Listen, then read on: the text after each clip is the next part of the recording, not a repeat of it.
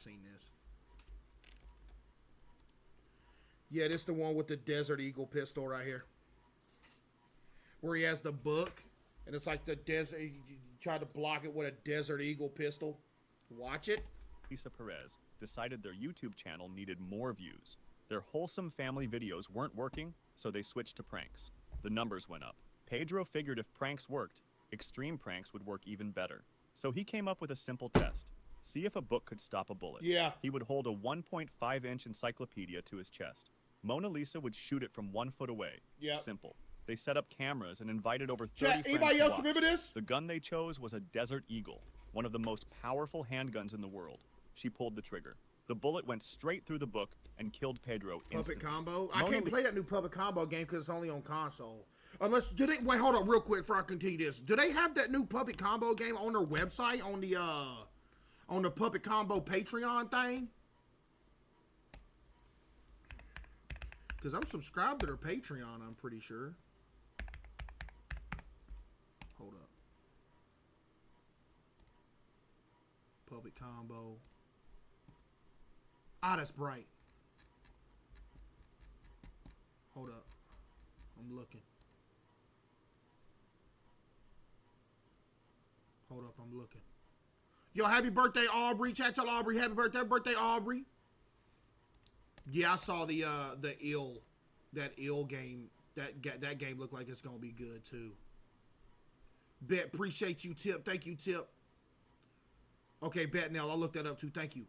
Puppet Combo. Hold up. Puppet Combo. Patreon. I said Patreon.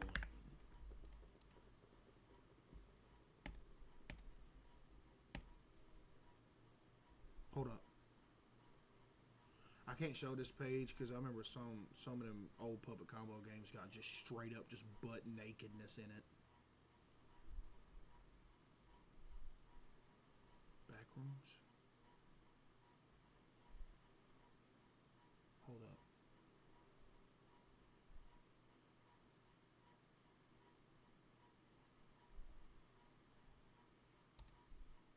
Hold up. Oh, I got sign in and stuff too. Okay, I think I can get it off their website though. I'll do that later. But I think I actually can't get that off their website though.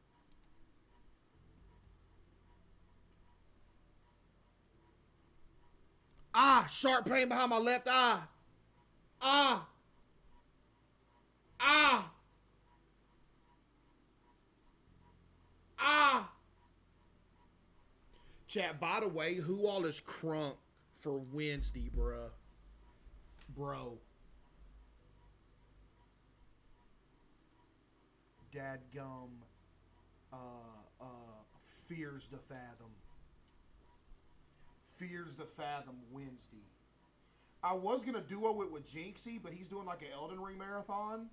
And I don't see any world that he gets done with it before Wednesday, so I don't know what we're going to do. Might have to go solo. I don't know. We continue this. You can't play it solo? Nuh-uh. Cap. Let's continue the dumbest ways people have died video. Lisa called the police and claimed she'd accidentally shot her boyfriend. The footage said otherwise. She pleaded guilty to manslaughter and got 180 days in prison. The video went viral worldwide, just not how they planned. Who wants some of this? It was 2004 in Wales when a young man invited friends back to his apartment after a night of heavy drinking. The party continued at his place, and that's when he got a brilliant idea. He pulled down his trousers and stuck himself out the window, yelling, "Who wants some of this?" to the street below. His friends grabbed him before he could fall out of the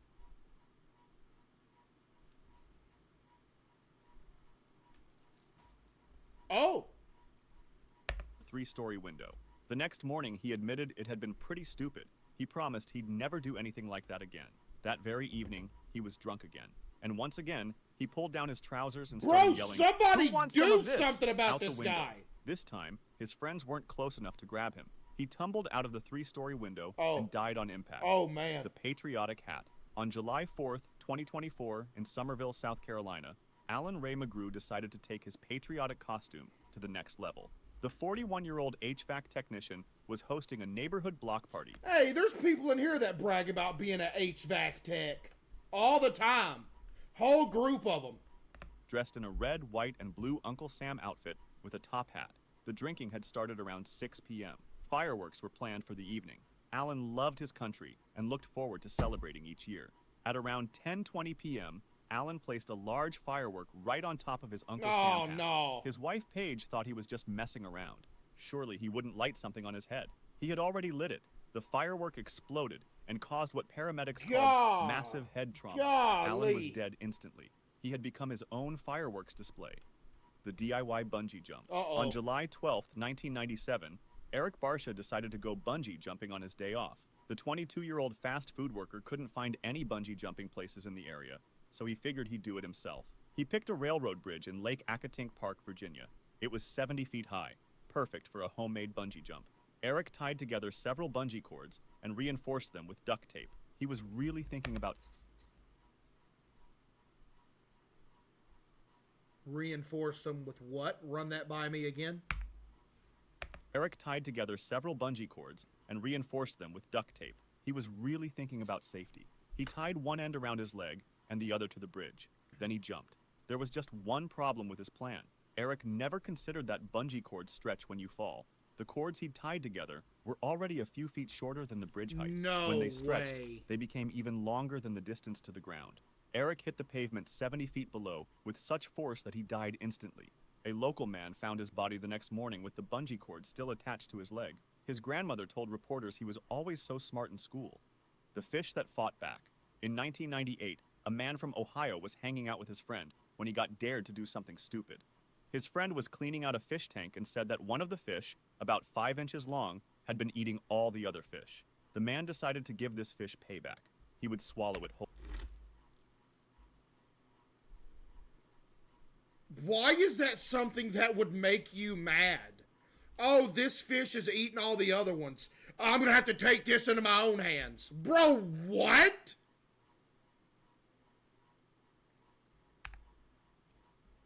Had been eating all the other fish. The man decided to give this fish payback. He would swallow it whole. He had done this trick before. He picked up the fish and held it over his mouth.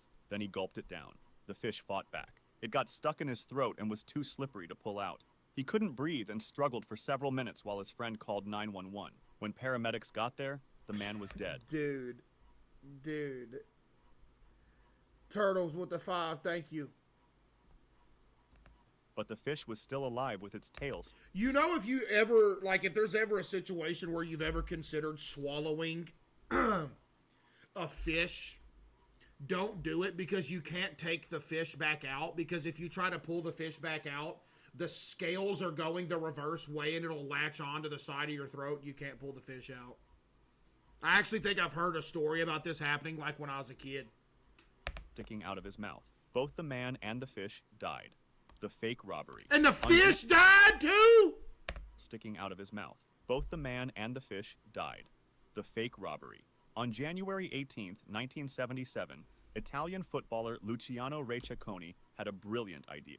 The 28-year-old Lazio player, known as the Blonde Angel, was famous for his pranks. Recchiaconi and his teammate Pietro Gadin decided to stage a fake robbery at their friend Bruno Tabacini's jewelry store in Rome. They thought it would be funny to scare Bruno and then laugh about it later. Yo, why did I just see this pop up? Why is there just a pair of shorts here?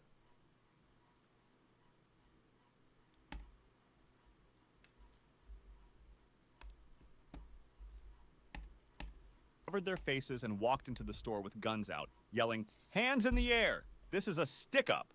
There was one problem with their plan. The jewelry store had been robbed just a few weeks earlier. Bruno was scared it would happen again, so he had gotten a shotgun to protect himself. When Bruno saw the robbers, he pulled out his shotgun. Yeah. Pietro immediately put his hands up, but Recchiaconi kept going with the prank. He wouldn't put his gun down. Bruno was scared and shot Recchiaconi in the chest from close range. Recchiaconi's last words were, "It's a joke." Yeah, it's a joke, bud. Just a joke. But it was too late. He died 30 minutes later at 28 years old, leaving behind his wife and 2 kids. Bruno Tabacchini was arrested and held for 18 days before being released without charge. It was declared that the death was the result of self-defense and a terrible accident. The sleeping bear. In 1906, To the dips from the dive bar. Funny. That's what I've been calling you. Touche.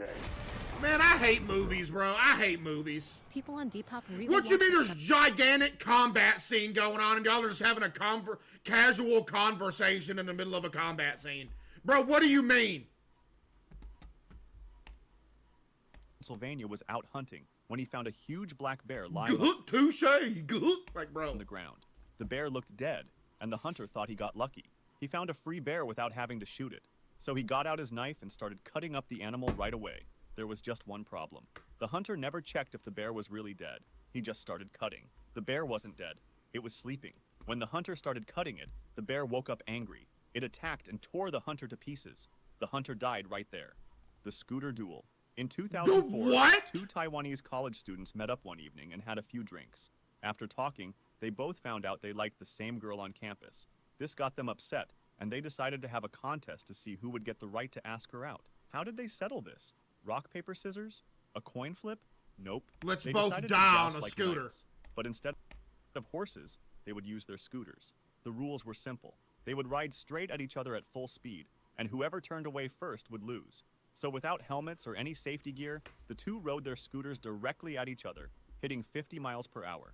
Neither one wanted to be the 50 first. miles an hour? Oh, they both did. Out. They crashed head-on. Both of them died. Yeah, Later, gotta be. someone asked the girl about it. She said she wasn't interested in either of them anyway. They both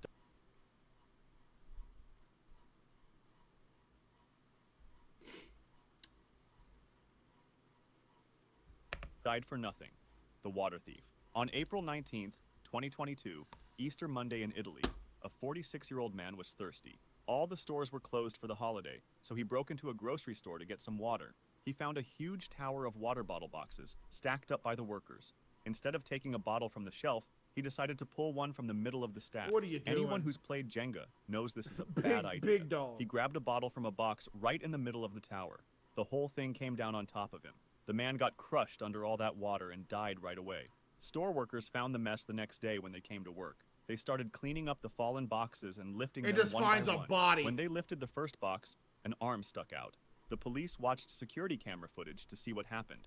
The man had broken in just to get a drink and got killed by the water he was trying to steal.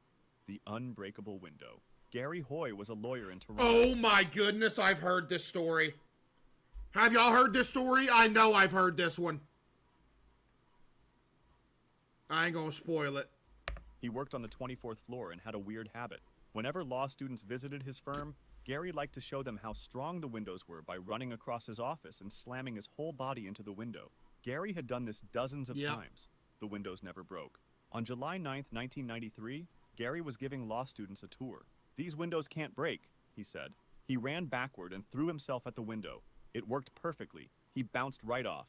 Feeling good, Gary decided to do it again. This time, the glass didn't break, but the whole window Yep. popped out of its frame. Gary went flying 24 stories down, riding the window all the way to the street.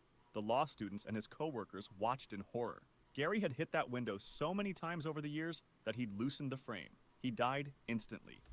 Makes you wonder. He said he was riding the window all the way popped down. out of its frame. Gary went flying. Like, I wonder if there's any chance you could lessen the impact that if right before you hit the ground, you just like jump off the window, like you jump as hard as you can off the window, and like somehow reverse the speed in which you're going. People have always said that's not how it works, but I don't know why not.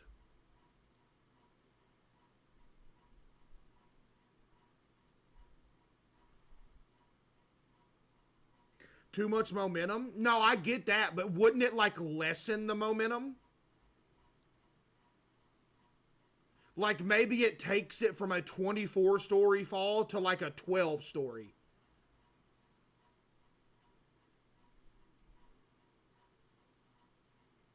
No pressure to push off of.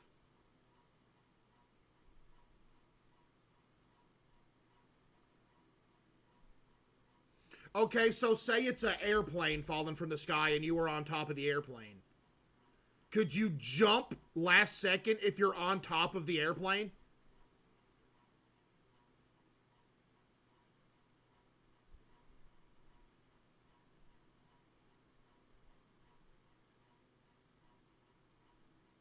You can't jump at the same force you're falling with. It's impossible. I mean, I can. You just can't skip leg day. Now imagine you're an extremely muscular individual. You have extremely strong legs. You can leg press like 2,000 something pounds.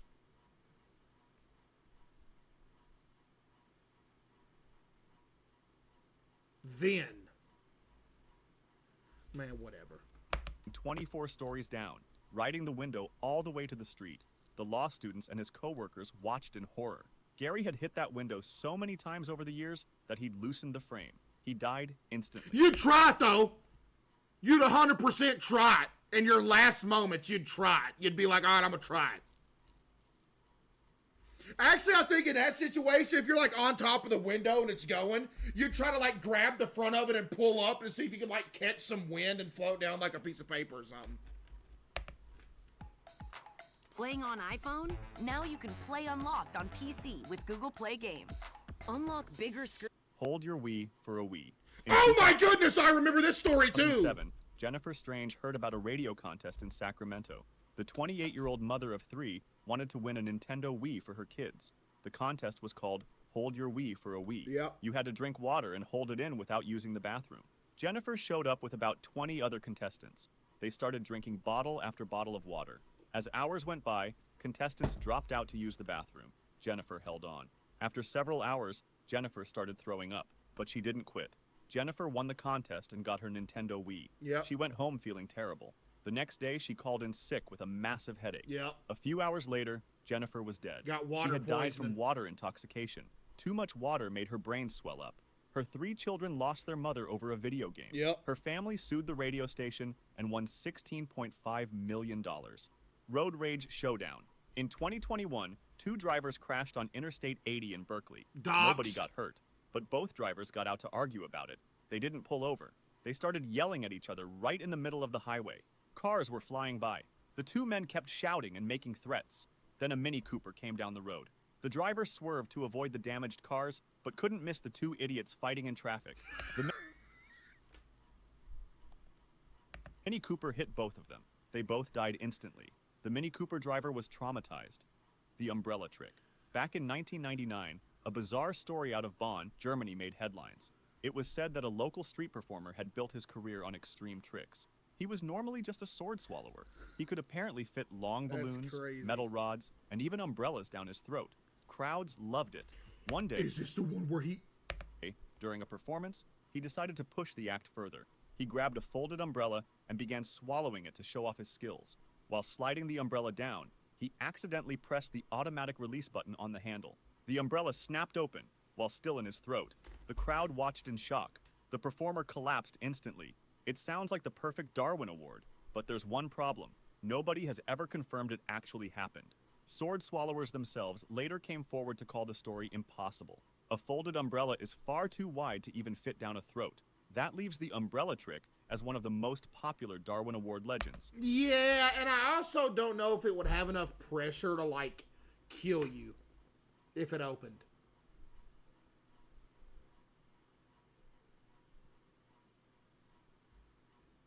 New torture method for when I rule the world. Give them the umbrella. But almost certainly nothing more than an urban legend. The falling dog. In 1988 in Buenos Aires, Argentina, a little poodle named Kachi was playing on a balcony. I'm gonna be ruler of the world. I'm gonna have my kingdom. I'm gonna like show people around, give them a tour. Everybody's always gonna wonder why there's just gigantic room full of nothing but brand new umbrellas. And everybody that asks, they're just gonna tell them you don't want to know. And if you ever like stream snipe me or something in Fall Guys or something like that, I'll be like, give them the umbrella. Get umbrellaed. Dog was having fun when it suddenly fell off the railing. Kachi plunged 13 floors down to the street. The poodle landed directly on the head of 75-year-old Marta Espina, who was walking along the sidewalk. The falling dog killed her instantly. No. But that wasn't the end of it. A crowd rushed over to see what happened. A woman named Edith Solo came over to look at the scene. While Edith was distracted by the carnage, she walked into the street and got hit by a bus. Oh my goodness! She died too, but the chaos wasn't over yet. An older man saw all this happening and got so stressed out that he had a fatal heart attack on the spot.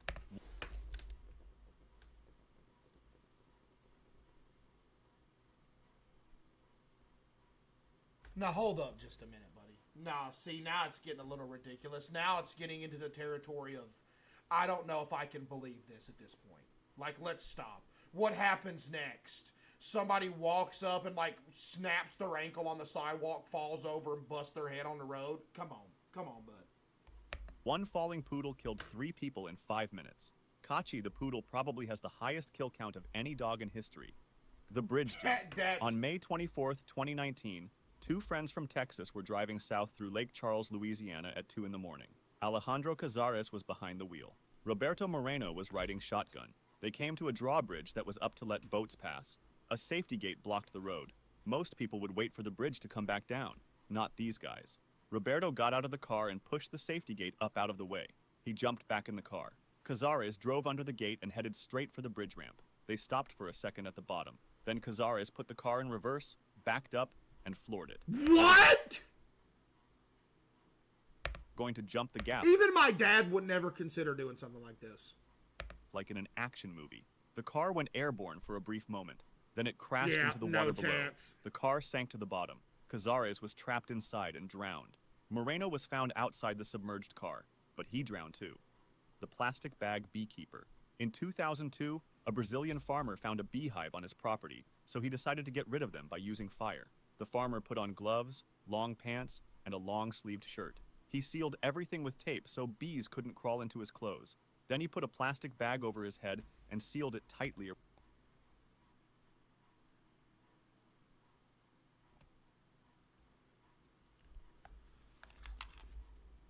around his neck. This would protect his face from bee stings. Finally, he grabbed a torch and went off to burn the hive. A few hours later, he hadn't come back. His worried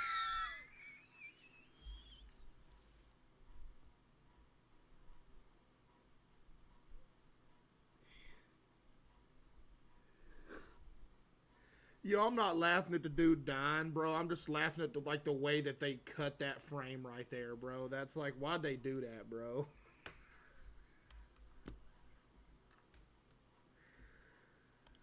I ain't laughing at the dude. It's just like, bro, it's like he got, bro. wife went looking for him. She found him dead under the beehive, but the bees hadn't killed him. In fact, the hive was completely untouched. The plastic bag had worked perfectly. It kept out the bees, the smoke, and the oxygen he needed to breathe. The farmer had forgotten to poke air holes in the bag. With his gloves taped down, he couldn't rip the bag off his head. He suffocated trying to protect himself from bee That's stings. unbelievable. The lava lamp. In 2004, 24-year-old Philip wanted to use his lava lamp. He plugged it in and waited for it to start working. After a few minutes, nothing was happening. The lamp was still cold. Philip was impatient, so he came up with a brilliant plan to speed things up. He took the lava lamp and put it on his hot stove.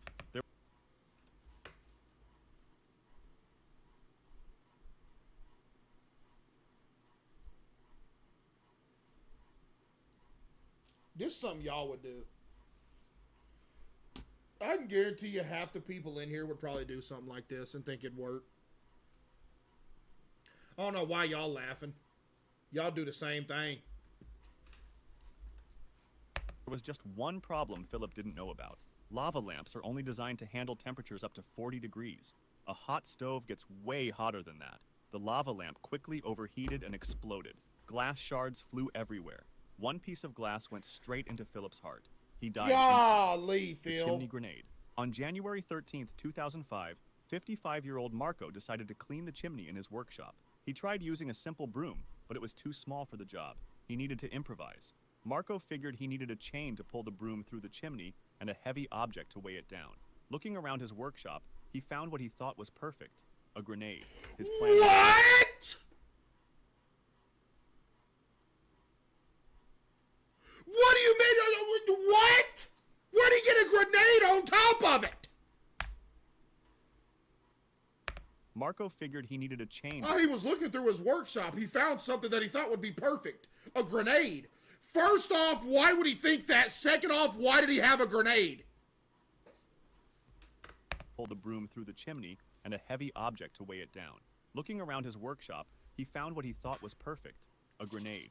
His plan was simple. He would weld the grenade to the broom and chain.